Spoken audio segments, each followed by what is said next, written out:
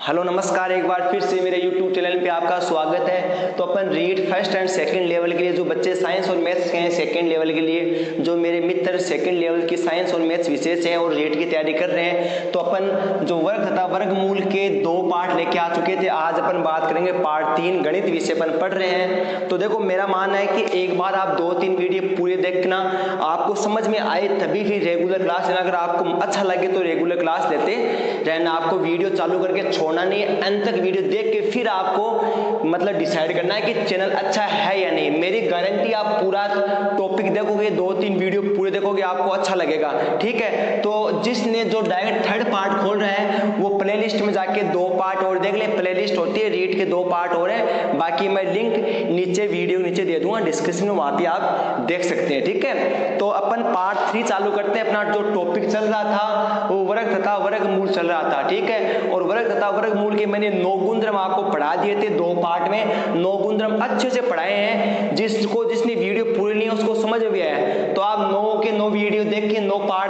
गुणधर्म आपने देखे हैं, उनको अच्छे से याद कर लो। आपका क्वेश्चन गलत होने की संभावना बिल्कुल नहीं है। अब अपन कुछ बात कर रहे थे कुछ महत्वपूर्ण सूत्र की, तो कुछ महत्वपूर्ण सूत्र की बात कर रहे थे। तो उसमें मैंने एक सूत्र तो आपको बता दिया था, ठीक है, और मैंने कहा था कि बाकी सूत्र अपन पढ़ेंगे कल। तो एक सूत्र आपको पढ़ चुके हैं, दूसरा सूत्र अपन करेंगे। पहला सूत्र अपन ने पढ़ा था कि प्रथम n प्राकृत संख्याओं का योगफल, प्रथम n प्राकृत संख्याओं के योगफल के लिए सूत्र पढ़ा था, और मैंने उसका एग्जाम्पल भी लिया था। तो उसका मैंने आपको बता चुका हूं, उसका मैंने फॉर्मूला बताया था n+1/2। अब इसका जो दूसरा सूत्र है वो भी काम का है, उसके आगे आप लिखना, जो नोट्स बना रहे हो आगे भी लिखना कि दूसरा सूत्र है प्रथम n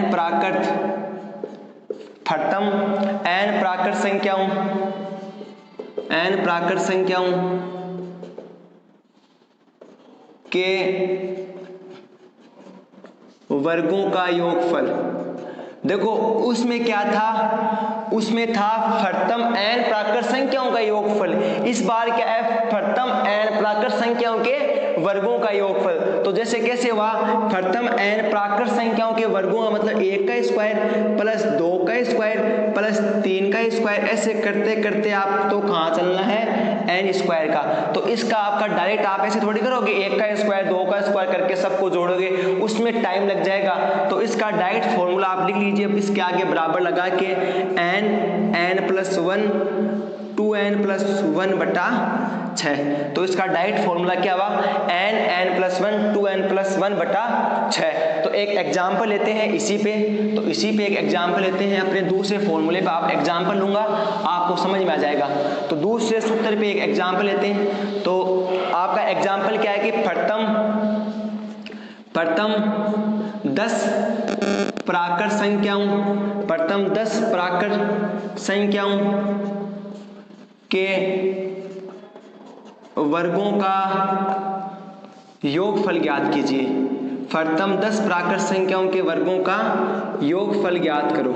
ये अपना क्या है, क्वेश्चन है। क्वेश्चन क्या है, प्रथम 10 प्राकृत संख्याओं के वर्गों का क्या याद करना है, योगफल। तो मैंने क्या बताया था, प्रथम n प्राकृत संख्याओं के वर्गों के लिए योगफल के लिए फॉर्मूला क्या बताया था, n+1 2n+1/6। अब देखो n की वैल्यू कितनी हो गई, अरे 10 नहीं हुई क्या n की वैल्यू, तो n की वैल्यू कितनी है 10।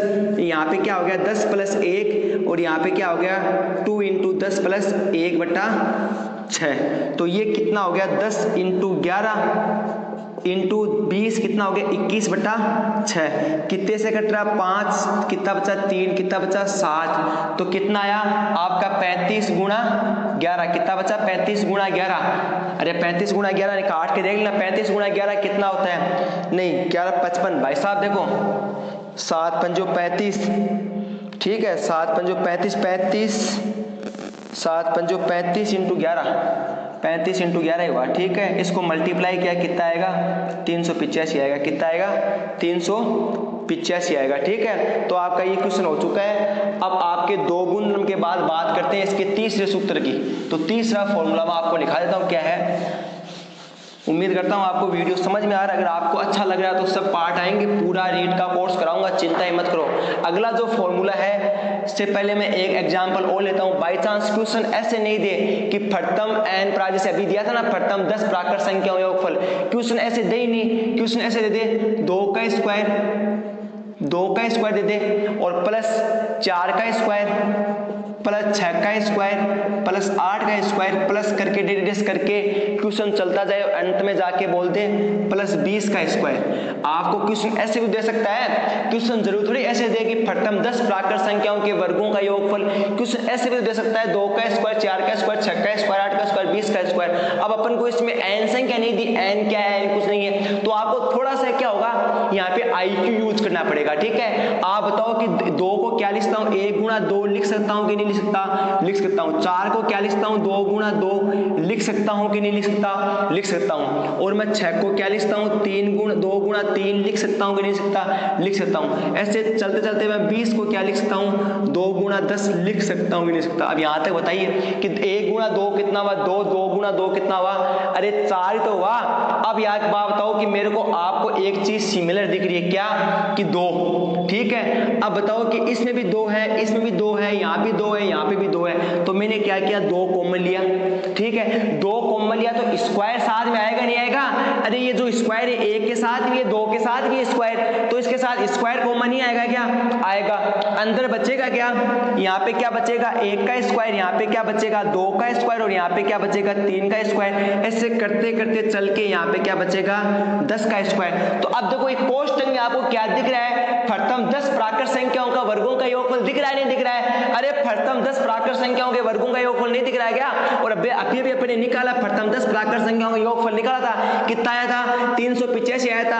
आपको वहां याद नहीं है तो आप निकाल लो, देखो n की संख्या 10 हो गई ना, तो फॉर्मूला लग गया ना n+1 2n+1 बटा 6 और 2 का स्क्वायर कितना होता है 4 और 385 को 4 से गुणा कर दो, 385 को 4 से गुणा करो कितना आएगा 1540 आएगा, कितना आएगा 1540 आएगा। ठीक है, अब अपन बढ़ते हैं आगे गुणधर्म नंबर 3 की तरफ। तो गुणधर्म नंबर 3 क्या है, इसका महत्वपूर्ण सूत्र, 2 महत्वपूर्ण सूत्र बता चुके हैं, तीसरा सूत्र पढ़ते हैं। तो तीसरा सूत्र क्या है, तीसरा सूत्र क्या है कि प्रथम n प्राकृत संख्याओं के घनों का योगफल, प्रथम n प्राकृत संख्याओं के घनों का योगफल, घनों का योगफल। फॉर्मूला क्या है, प्रथम n प्राकृत संख्याओं के घनों का योगफल, प्रथम n प्राकृत संख्याओं के घनों का योगफल। तो इसको कैसे देख सकते हैं, 1 का क्यूब प्लस 2 का क्यूब प्लस 3 का क्यूब, ऐसे करते करते कहां तक चलता है n का क्यूब। तो इसका फॉर्मूला आप लिख लें बराबर लगा के, इसके आगे ही बराबर लगा के फॉर्मूला लिख लें, n+1 बटा 2 और इस सब का क्या होगा होल स्क्वायर होगा, इन सब का क्या होगा होल स्क्वायर। तो समझ में आ गया होगा, प्रथम n प्राकृत संख्याओं के घनों का योगफल 1 का क्यूब 2 का क्यूब 3 का क्यूब प्लस n का क्यूब, तो n+1 का स्क्वायर बटा 2, ये आपको सबको समझ में आ गया। अब देखो अपन इसका एक एग्जाम्पल लेते हैं फटाफट। तो इसका एग्जाम्पल आप क्या लेंगे कि मान लो कि मैंने एग्जाम्पल ले लिया कि जैसे 1 का क्यूब प्लस 2 का क्यूब प्लस 3 का क्यूब प्लस 4 का क्यूब प्लस 5 का क्यूब प्लस 6 का क्यूब, और डायरेक्ट मैंने आपको क्या दे दिया प्रश्नवाचक चिन्ह दे दिया। तो अब आपको यहाँ डायरेक्ट पता है कि n की वैल्यू कितनी हुई 6 हुई कि नहीं हुई, तो फॉर्मूले में रख दो 6 और यहाँ पे कितना आया 6 प्लस 1 बटा 2 का होल स्क्वायर। अरे हुआ कि नहीं हुआ, हुआ। तो ये कितना हुआ देखो यहाँ समझ लो कितना हुआ 6 × 7 बटा 2, 6 × 7 बटा 2 हुआ कि नहीं हुआ। तो इसके साथ क्या हुआ होल स्क्वायर, जगह होल स्क्वायर 2 से 3 कट गया, कितना आया 21 और 21 का स्क्वायर कितना होता है 441 होता है, 21 का स्क्वायर कितना होता है 441।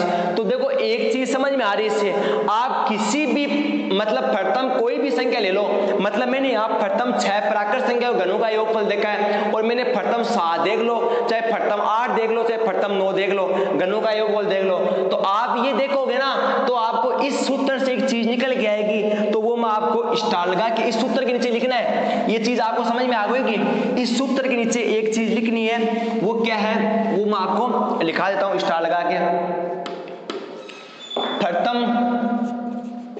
प्रथम n प्राकृत संख्याओं के घनों का योगफल, प्रथम n प्राकृत संख्याओं के घनों का योगफल हमेशा एक पूर्ण वर्ग संख्या आती है, पूर्ण वर्ग संख्या आती है। एक बात समझ होगी, आप किसी भी मतलब प्रथम कितनी भी संख्या ले लो, प्रथम कितनी भी संख्या ले ले, अगर उनके घनों का योगफल देखेंगे ना तो वो हमेशा क्या आएगी, एक पूर्ण वर्ग संख्या आएगी। क्या आएगी, एक पूर्ण वर्ग संख्या। आपने वहां पे कितना आया था, 21 का स्क्वायर, तो 21 का स्क्वायर आया था, तो 21 का स्क्वायर कितना आया था, 441 तो आया था। तो आप कुछ भी देख लो, वो एक हमेशा क्या आएगी, पूर्ण वर्ग संख्या आएगी।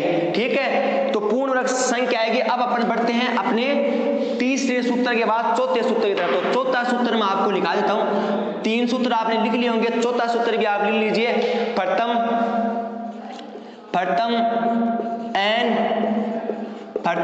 n विषम प्राकृत संख्या है, प्रथम n विषम प्राकृत संख्याओं का योगफल, प्रथम n विषम प्राकृत संख्याओं का योगफल। डायरेक्ट इसका फॉर्मूला क्या होता है, n स्क्वायर होता है। क्या होता है, n स्क्वायर होता है। तो मैं इसका एग्जांपल लिख देता हूं आपको, इसका एग्जांपल डायरेक्ट है, मैं आपको लिख दूं, प्रथम 20 विषम प्राकृत संख्याओं का योगफल। आपको पता है कि सर ने फॉर्मूला बताया था कि अगर प्रथम n विषम प्राकृत संख्याओं का योगफल है तो क्या होता है, n स्क्वायर। तो संख्या कितनी है, 20 का स्क्वायर, तो कितना आएगा, 400 आएगा। कितना आएगा आपको, 400 आएगा। मान लो कि मैं एक एग्जांपल और लिखता हूं इसी का, तो इसी का मैं एक एग्जांपल, जिसको उतारना हो वीडियो रोक के उतार ले।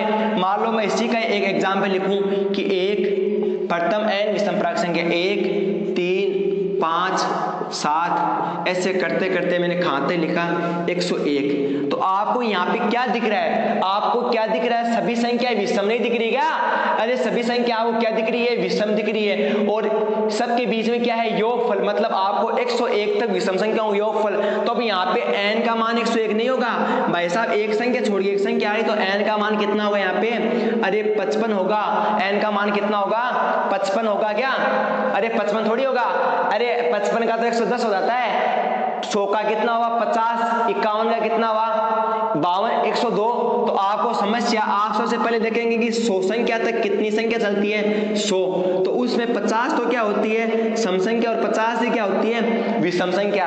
तो आपके 100 तक तो आपको समझ में आ गया, 100 संख्या तक तो 50 संख्या क्या है, विषम है। लेकिन 101 विषम ही तो है, तो कितना हुआ, 1 कितना हुआ, 51। तो आपकी n की वैल्यू कितनी हुई, 51। और आपको पता है प्रथम n विषम प्राकृत संख्याओं का योगफल कितना होता है, n का स्क्वायर होता है। क्या होता है, n का स्क्वायर। तो n का स्क्वायर करेंगे, 51 का स्क्वायर करेंगे, तो 51 का स्क्वायर कितना होता है, 2601 होता है। कितना होता है, 2601। आप निकाल के देख लेना, 2601 क्या आएगा। 4 महत्वपूर्ण सूत्र के बाद अब मैं बात करता हूं 5वें सूत्र की। अगर सम संख्याओं की बात कर, सॉरी विषम संख्याओं की बात की, तो सम संख्याओं की तो बात करूंगा ना। तो जो 5वां इसका जो सूत्र है वो क्या है कि अगर मैंने विषम संख्याओं की बात की, तो मैं सम संख्याओं की बात करूंगा ना, तो मैं क्या लिखूंगा, प्रथम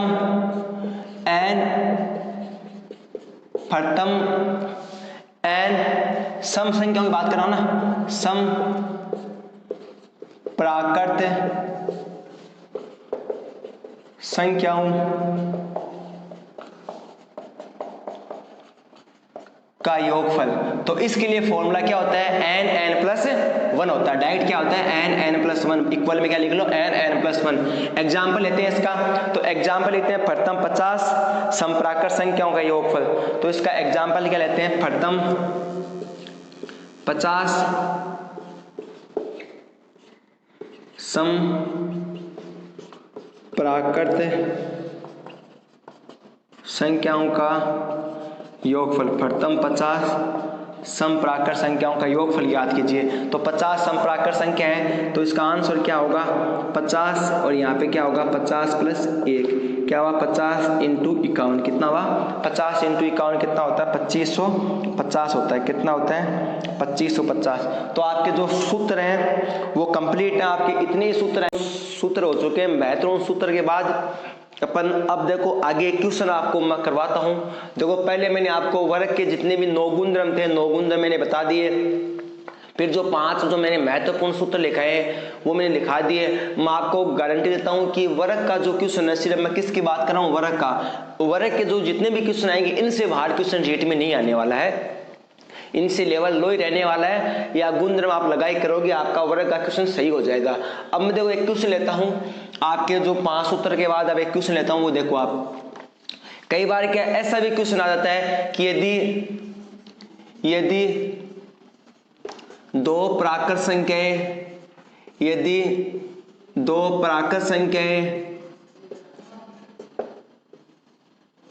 ए व बी है, यदि दो प्राकृत संख्या ए व बी है, इस प्रकार है कि A square minus B square equal to 37। A square minus B square तो कितना 37। तो बड़ी संख्या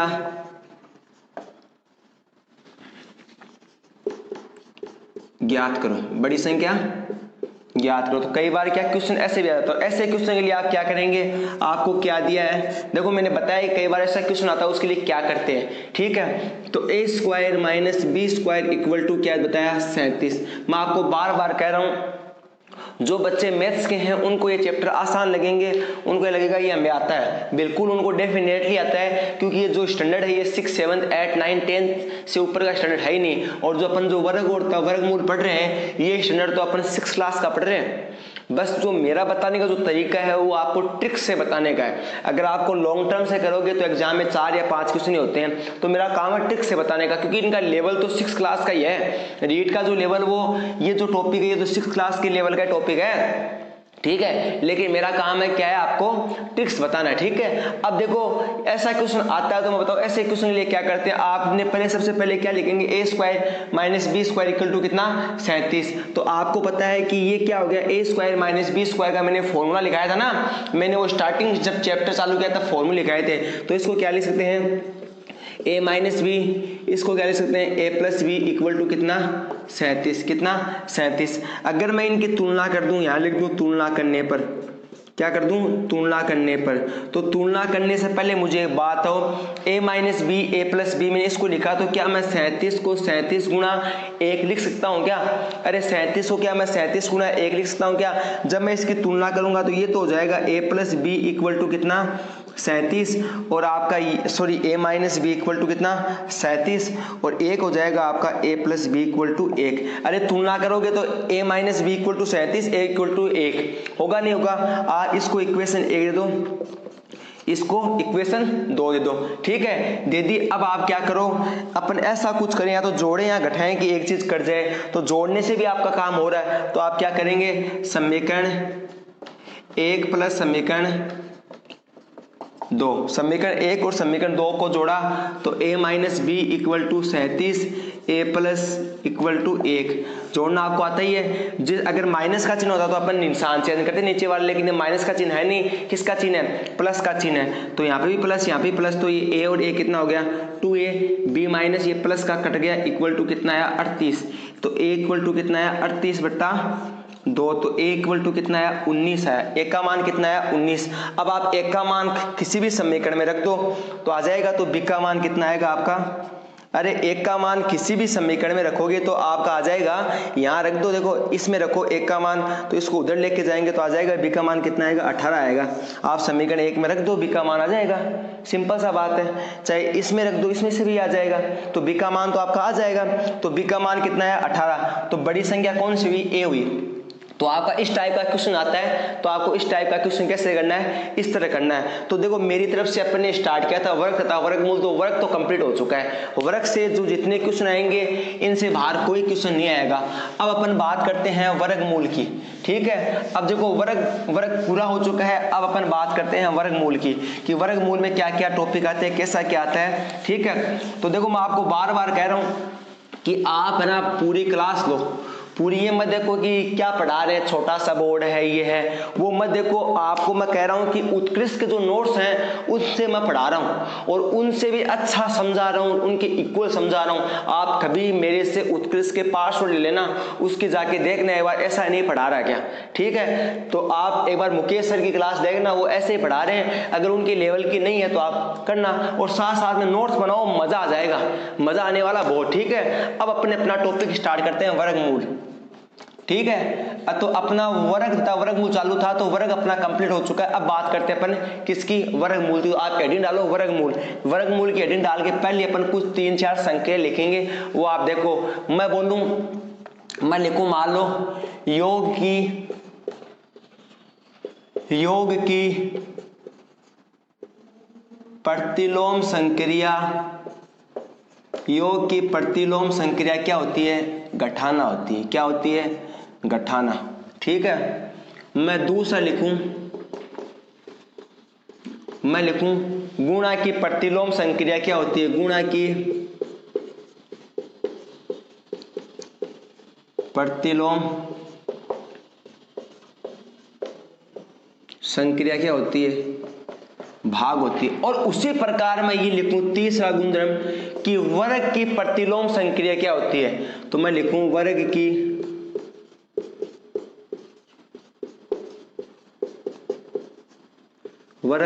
प्रतिलोम संक्रिया क्या होती है,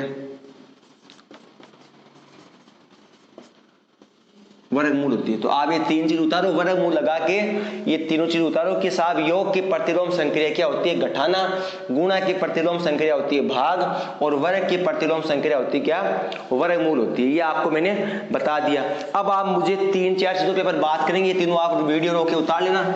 आप मुझे बताओ एक चीज, बिल्कुल बेसिक बात कर रहा हूं, मैं कह नहीं रहा हूं कि मैं एकदम लेवल पे पढ़ा रहा हूं, लेवल तो नीट में आता ही नहीं ना। आप मुझे बताओ कि अगर मैं 16 रूट करूं तो 16 का रूट कितना होता है। कुछ बच्चे फटाफट बोलेंगे +-4, +-4। क्या 16 का रूट +-4 है या नहीं, सही है या नहीं, आप बताना। मैं एक चीज और लिख रहा हूं आपको कि यदि मैं लिखूं x² = 16 तो x इक्वल टू कितना आएगा, +-16। तो x इक्वल टू कितना आएगा, +-4। एक बार लिखना नहीं है, मैं बता दूंगा क्या लिखना है। क्या ये सही है, क्या ये सही है, ये आपका गलत है। कैसे है वो बताऊं। हमेशा आपको अगर सिंगल संख्या देना, कोई भी नंबर सिंगल आपको x² के इक्वल से नहीं दे, सिंगल संख्या मतलब आपको सिर्फ 36 निकालना है, तो हमेशा 36 का कितना होता है, प्लस का 6 होता है, नहीं कि माइनस का 6 होता है। माइनस का 6 नहीं हो सकता। अगर ऐसे दे तो माइनस का 6 नहीं होगा, ठीक है। अगर ये चीज ऐसे दे देता x² = 36, तब ये क्या हो जाता है, +-, का होता है। तब क्या होता है, +-। का। तो आप ये चीज बेसिक चीज है, आपको ये चीज ध्यान रखना है। तो नीचे आपको वो 3 संख्या लिखने के बाद आपको नीचे लिखना है। कैसे लिखना है नीचे, तो वो आपको देखो कैसे लिखना है कि मैं कह दूं कि √16 = +-। तो आप यहाँ पे सिर्फ क्या लिखेंगे, प्लस का 4 आप यहाँ लिख ले, माइनस में माइनस का -4 नहीं होगा, ठीक है। और उसके नीचे आप ये लिख लें कि x² = 16, x² +-√16, x equal to +-4। तो ये दोनों चीज लिख लें, आपको नीचे समझ में आ जाएगा दोनों चीज। वो आप 3 गुण उतारने के बाद ये 3 चीज लिख लें। तो आपको ये चीज मेरे को बतानी जरूरी थी, बहुत बार एग्जाम में पूछ लिया जाता है, ठीक है। वही पढ़ेंगे जो एग्जाम में आता है। अब नेक्स्ट हेडिंग डालो आप, अभाज्य गुणनखंड विधि द्वारा वर्गमूल निकालना। नेक्स्ट हेडिंग है अभाज्य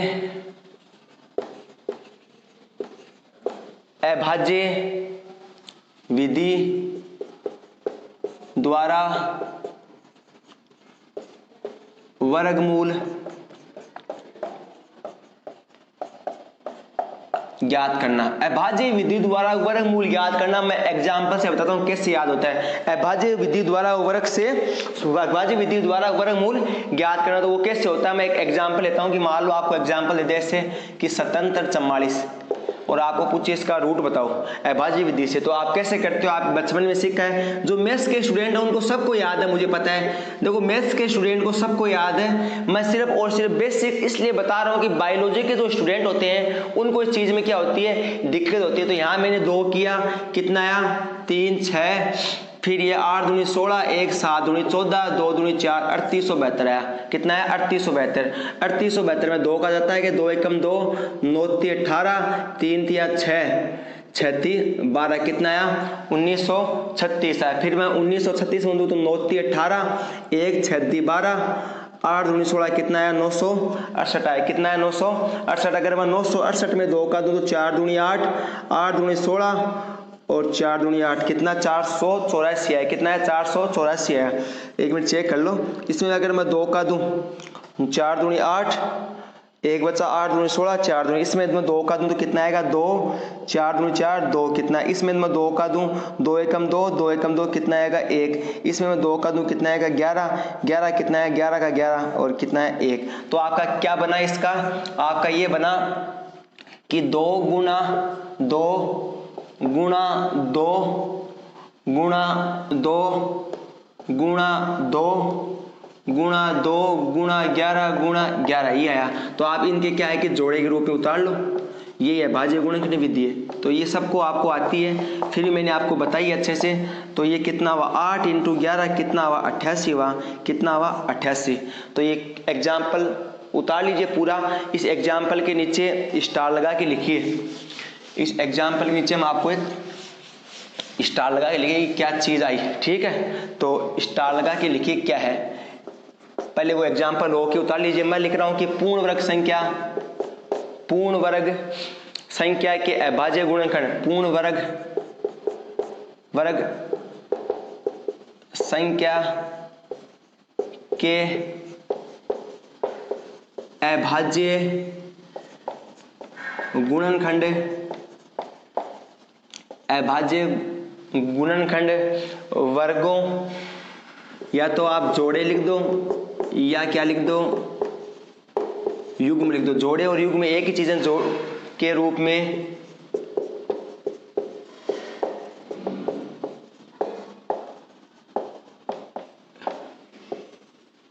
विद्यमान होते हैं। आपने देखा कि वो जैसे अपना एग्जाम्पल क्या आया था, ऐसे तो आया था 2 × 2 × 2 × 2, ठीक है।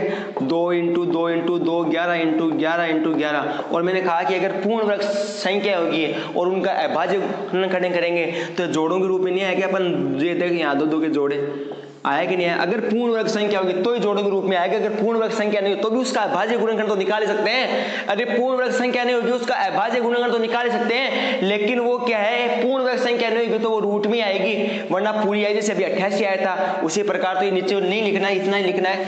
जिसने लिख लिया अपन आगे बात करते हैं, कुछ एग्जाम्पल की और बात करता हूं, ठीक है। देखो मैं बार बार कह रहा हूं वर्गमूल कंप्लीट हो चुका है। जो बायोलॉजी के स्टूडेंट है उनको इतना बेसिक कोई नहीं पढ़ाएगा, ठीक है। और मैं कह रहा हूं कि उत्कृष्ट के नोट्स ऐसे मान लो उत्कृष्ट के नोट्स से ही पढ़ाया जा रहा है। तो आप एक बार देखो, जो बच्चे आपके साथी हैं बायोलॉजी के, मैथ्स वाले बच्चों की तो मैं नहीं कहता कि उनको तो ये चीजें आती है बेसिक, लेकिन जो बायोलॉजी के उनको मैं इतना ही कहता हूं कि शेयर करो। देखो आप जितने भी आपके साथ वाले उनसे शेयर करो कि वहां अच्छा है, कम से कम आप साथ साथ पढ़ते पढ़ते आपके नोट्स तो बन रहे हैं ना, तो ये आपके लिए बहुत अच्छा है। अगला मैं एग्जांपल लेता हूं 6409। एग्जांपल मैंने कितना लिया 6409, इसका निकालना है।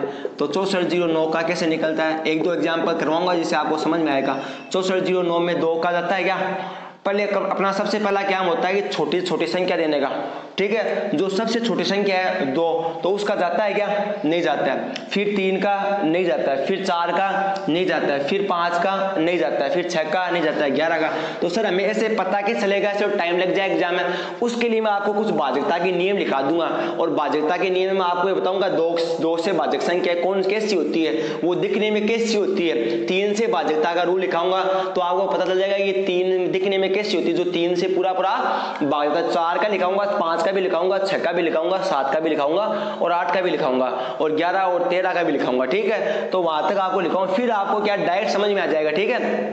अभी आप देखो सिर्फ कि इसमें कितने का जा रहा है, 11 का जा रहा है। तो इसमें 11 का देंगे तो 11 58 11 66 कितना आएगा, ये यहाँ पे एक जीरो और कर लो, यहाँ पे एक जीरो कर लो और यहाँ पे भी एक जीरो करोगे तो 11 5 55, 11 5 55 कितना बचा 9, 11 8 88, 11 8 88, 9 बचा 2, 11 एकम 11, 9 11 एकम 11 और 11 9 99, ठीक है।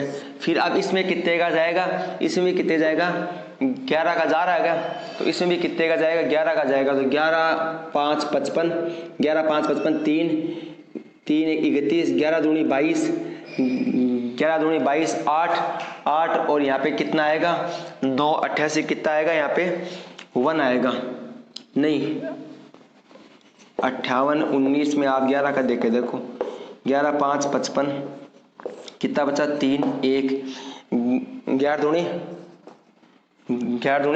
22 कितना आएगा 529 आएगा, कितना आएगा 529 और 529 में कितने का जाएगा 23 का जाएगा, सीधा 23 का जाएगा और 23 के बाद यहाँ किसका कितने का जाएगा 23 का जाएगा 23। तो इसके अभाज्य गुणनखंड निकालते हैं तो आपका कितना है 11 × 11 × 23 × 23, तो ये कितना है 11 × 23, ये होता है 253। जो कुछ कैलकुलेशन डायरेक्ट याद है, कुछ भाग आपको डायरेक्ट याद आएंगे, बाकी मैं वो भाजकता के नियम बता दूंगा। अब मैं एक एग्जाम्पल और लेता हूँ आपको, जिससे क्या 3-4 एग्जाम्पल हो जाएंगे, ठीक है। अब देखो एक एग्जाम्पल क्या है, वो एग्जाम्पल देखो आप एग्जाम्पल ले लो, कुछ भी ले लो। जैसे मैंने मान लो एग्जाम्पल लिया 1764, कितना लिया 1764, तो 1764 का कैसे निकालूंगा, क्या 1764 में 2 का जा रहा है, बिल्कुल जा रहा है 2, तो 8 दूनी 16 1, 8 दूनी 16 2 दूनी, इसमें 2 का जा रहा है क्या 4 4 1, इसमें कितने जा रहा है 21 का जा रहा है, कितना आएगा 21 आएगा, कितने का जाएगा 21 का, कितना आएगा 1। तो इसके अभाज्य गुणनखंड कितने होंगे 2 × 2 × 21 × 21, तो इसके 2 के जोड़े बन रहे हैं, तो 2 × 21 कितना आएगा 42। तो आपके ये तो पता चल गया कि अभाज्य गुणनखंड से निकालते कैसे हैं। बाकी मैं भाजकता के नियम लिखाऊंगा तो आपको डायरेक्ट पता चल जाएगा कि 2 का जा रहा है कि नहीं जा रहा। तो आप अगली हेडिंग डालो, क्या इसके बाद जो हेडिंग है वो हेडिंग डालो भाजकता के नियम, स्टार लगा के भाजकता के नियम, हेडिंग डालो भाजकता के नियम। तो भाजकता के नियम अपन करेंगे कल। आज के लिए इतना ही, आपने मुझे ध्यान सुना, क्योंकि अब देखो क्लास थोड़ी बड़ी हो रही है, काफ़ी लंबी क्लास जा रही है, इसलिए लंबी ले नहीं सकते। रोज़ अपना पार्ट आएगा, तो पार्ट जो 3 है वो अपना कंप्लीट हो चुका है। आज के लिए इतना ही, आपने मुझे ध्यान से सुना उसके लिए बहुत बहुत धन्यवाद। बस आपसे एक चीज़ मांग रहा हूँ, अगर आपको जो बायोलॉजी वाले स्टूडेंट है, सिर्फ और सिर्फ मैं विशेषकर जोर बायोलॉजी वाले स्टूडेंट भी इसलिए दे रहा हूँ कि मैथ्स वालों को बेसिक लग रहा है, जिनकी मैथ्स भी क्लियर नहीं है वो आराम से मैथ्स वाले बच्चे भी आके पढ़ सकते हैं। बस आपका एक ही काम है, और जो फर्स्ट लेवल वाले बच्चे उनको तो अच्छे समझ में आया, क्योंकि उन्हें कभी मैथ्स के क्या डर लगता था, इसलिए उन्हें 11वीं 12वीं में कभी मैथ्स ली भी नहीं। फिर भी देखो बेसिक से पढ़ा रहा हूँ, कोई चीज़ में कमी है वो धीरे धीरे क्या होगा सुधार होता जाएगा, ठीक है। तो आज के लिए इतना ही, आपने मुझे ध्यान सुना उसके लिए बहुत बहुत धन्यवाद। जय हिंद, जय भारत।